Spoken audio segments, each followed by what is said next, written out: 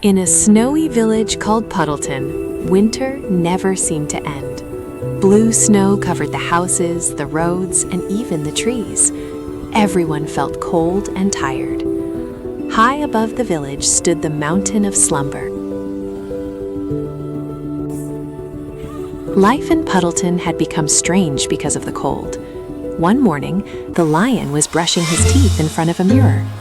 Suddenly, the freezing air turned his toothpaste foam into hard ice. But Lumi was very light.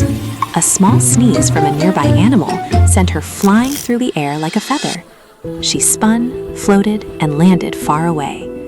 Everyone laughed, not to be mean, but because it looked so funny.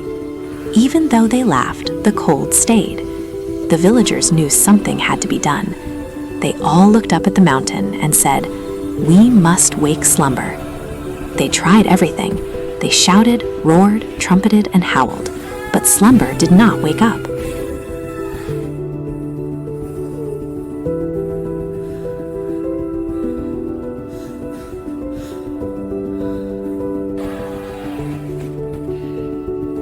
But slumber did not wake up.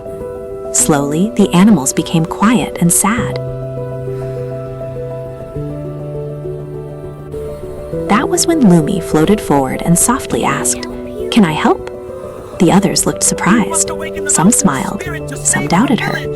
Did she say she found a lemming? Lumi, you can't do it. Your voice is too small. But Lumi looked up at the mountain, brave and calm, and that is when her journey began.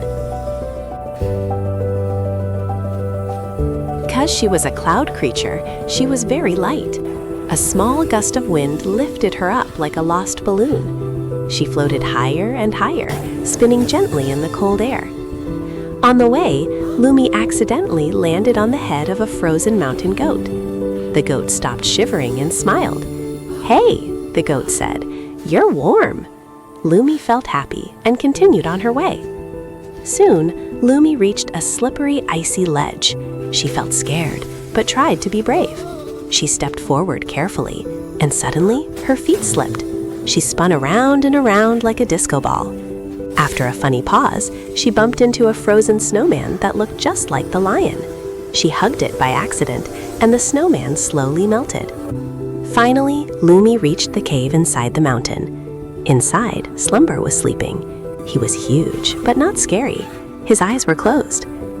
At last, she landed near Slumber's ear. She wanted to sing loudly, but she knew she could not. So instead, she hummed softly.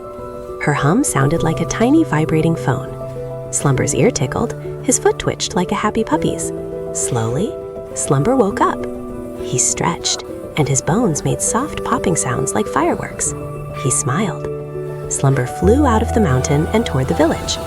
As he flew over Puddleton, the blue snow melted. Flowers popped up everywhere like popcorn. Trees turned green. Spring had arrived. Back in the village, the lion opened his mouth to speak, but Slumber gently ignored him. Instead, Slumber gave Lumi a tiny high five with his big claw. Everyone understood. Moral of the story: sometimes the smallest voice can do what the biggest noise cannot.